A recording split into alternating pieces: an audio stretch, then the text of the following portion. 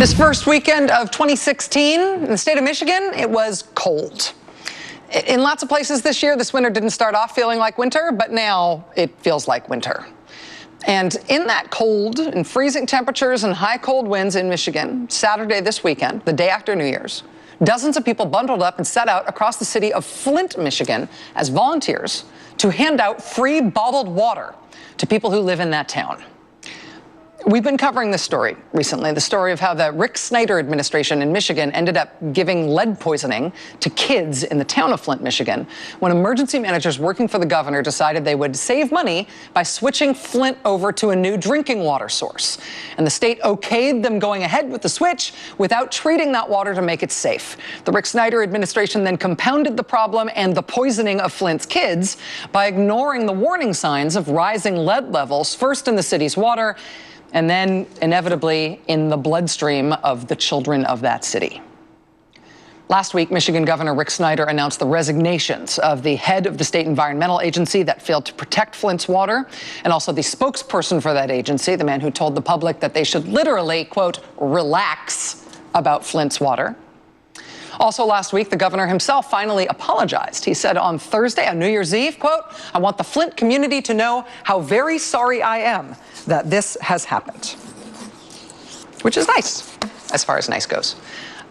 But the people of Flint still do not have safe water.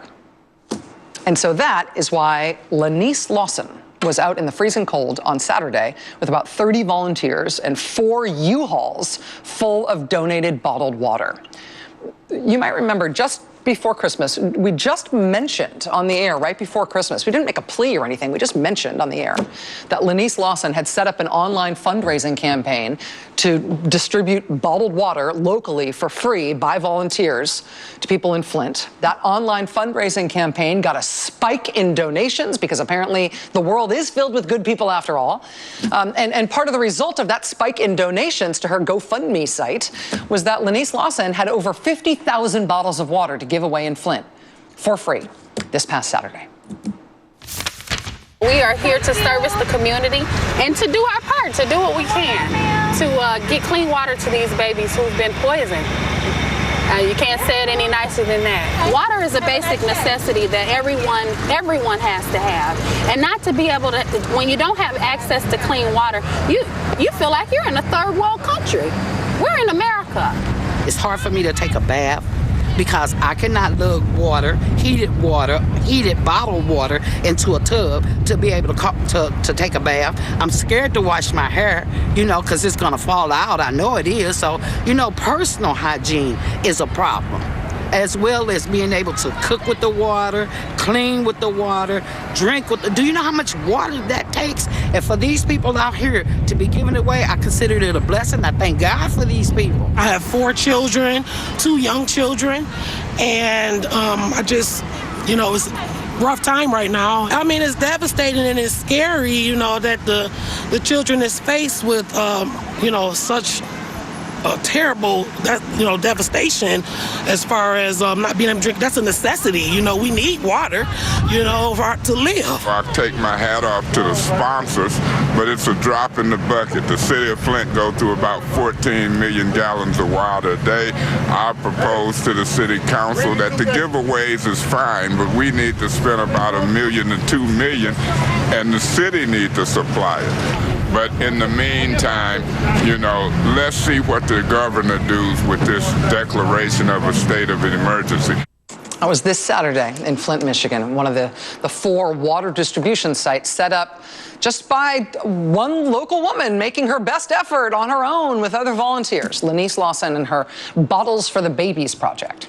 After a couple of hours, all 4 U-Haul trucks were empty, 50,000 bottles of water given out to just regular everyday people in Flint who were very grateful for it because they still cannot use the water from their taps. That is part of why Flint and their new mayor are seeking an emergency declaration from the governor, which you just heard that city councilman talk about there. Because the work of fixing the damage in Flint is just starting.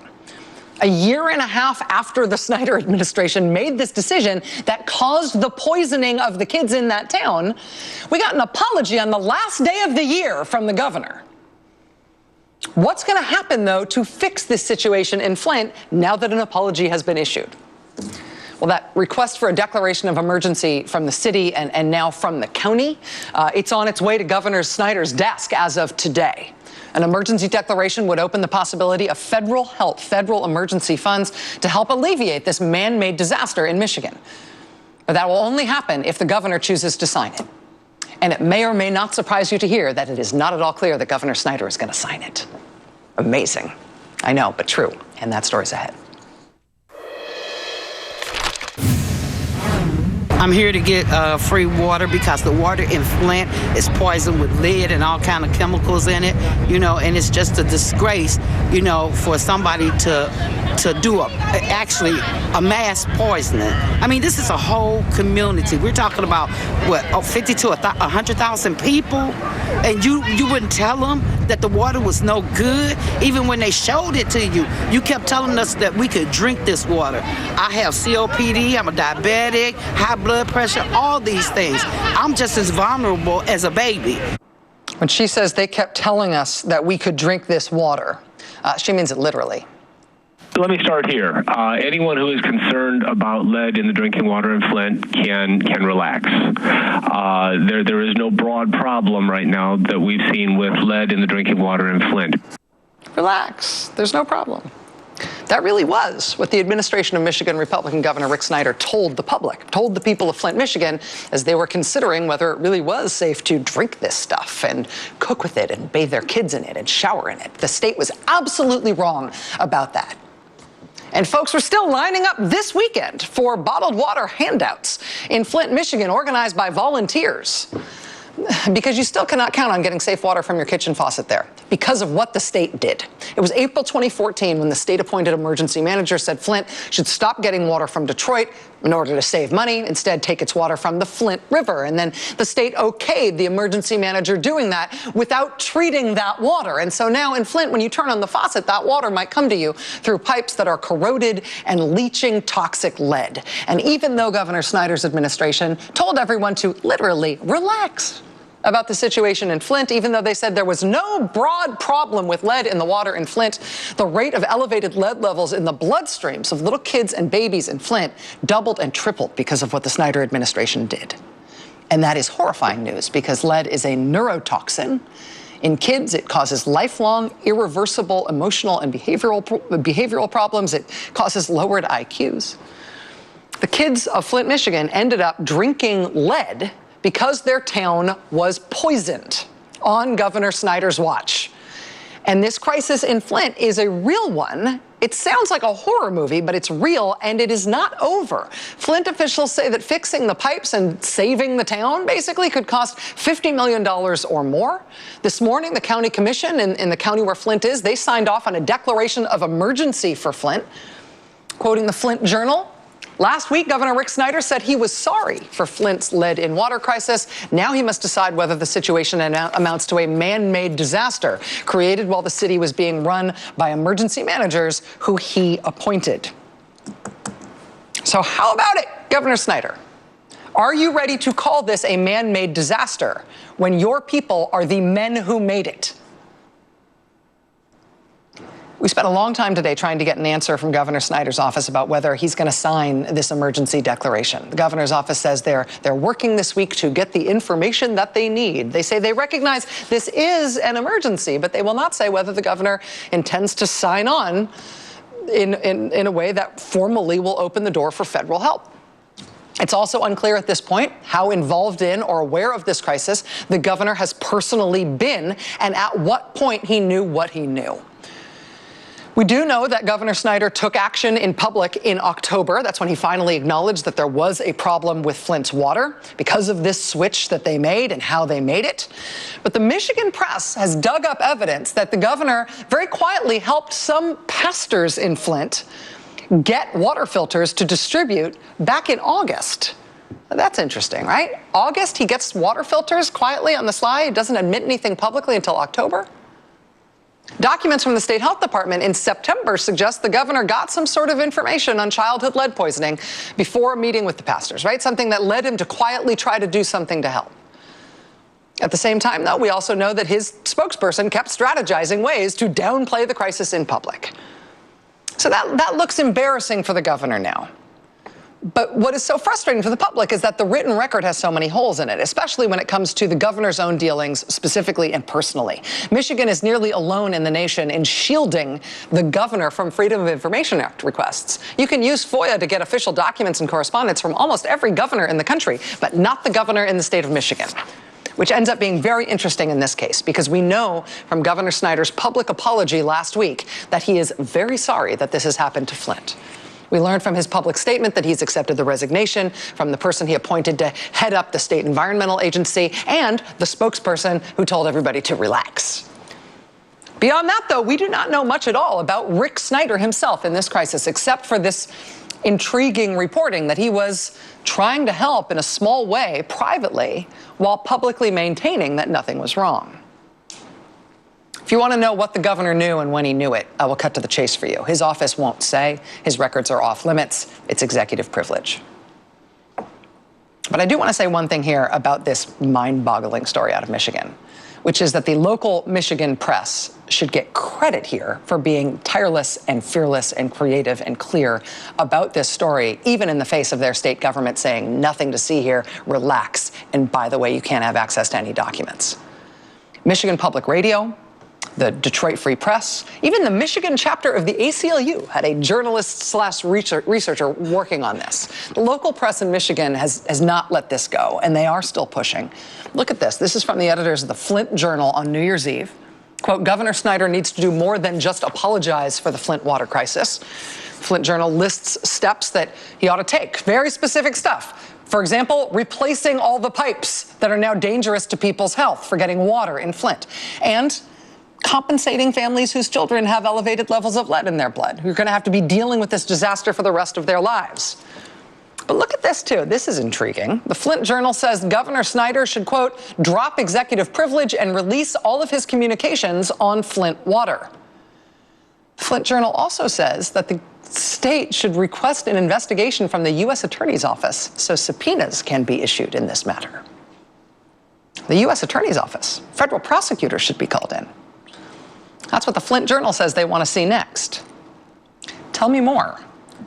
Joining us now is Bryn Mickle. He's editor of the Flint Journal. Mr. Mickle, thank you very much for being with us this evening. It's a pleasure to have you here.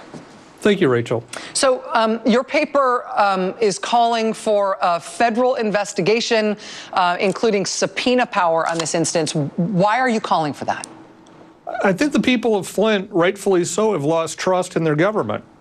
They were told something was safe when clearly it wasn't. And I don't think it's enough just to be continued to given promises that there will be an open and transparent process. We need an independent party to come in here and take a look at everything and tell us what exactly transpired. How did this happen? And I don't think that the people of Flint have faith that they're going to get that from their state government. On this issue of the governor's correspondence and documentation from the governor's office being basically shielded from public view and even from Freedom of Information Act requests, have you had any response from the governor's office to this specific proposal you've made that they should drop executive privilege, they should release all the governor's communications about this crisis? No, we have not. Do you expect that you will? Nothing has been shown to me at this point that we will be given that. I mean, we've been told that they're looking into the issue, that they're weighing options. I mean, it took 3 months to get an apology for this. And I'm sorry, that's just way too long. I mean, the people of Flint need action. They deserve action. Something needs to happen more than just, we're going to continue to look at the problem. There are things that could be done right now that would act on this, that the governor could honestly do right now, that he doesn't need to sign a declaration.